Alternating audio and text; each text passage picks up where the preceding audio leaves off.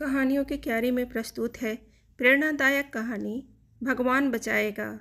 एक समय की बात है, किसी गांव में एक साधु रहता था। वह भगवान का बहुत बड़ा भक्त था और निरंतर एक पेड़ के नीचे बैठकर तपस्या किया करता था। उसका भगवान पर अटूट विश्वास था और गांव वाले भी उसकी इज्जत करते थे। एक बार गांव में बहुत भीषण बाढ़ आ गई। चारों तरफ पानी ही पानी दिखाई देने लगा। सभी लोग अपनी जान बचाने के लिए ऊंचे स्थानों की तरफ बढ़ने लगे। जब लोगों ने देखा कि साधु महाराज अभी भी पेड़ के नीचे बैठे भगवान का नाम जप रहे हैं, तो उन्हें यह जगह छोड़ने की सलाह दी। पर साधु ने कहा, तुम लोग अपनी जान बचाओ, मुझे तो मेरा भगवान बचाएगा। धीरे धीरे पानी का स्तर बढ़ता गया और पानी की साधु के कमर तक आ पहुंचा।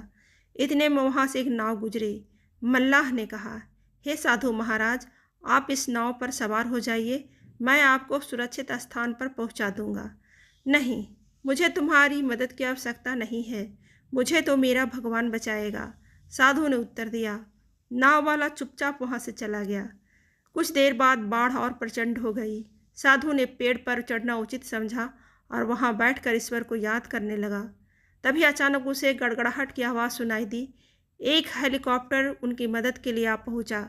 बचाव दल ने एक रस्सी लटकाई और साधु को जोर से पकड़ने का आग्रह किया, पर साधु फिर बोला, मैं इसे नहीं पकड़ूंगा, मुझे तो मेरा भगवान बचाएगा। उनकी हट के आगे बचाव दल भी उन्हें लिए बगैर वहां से चला गया।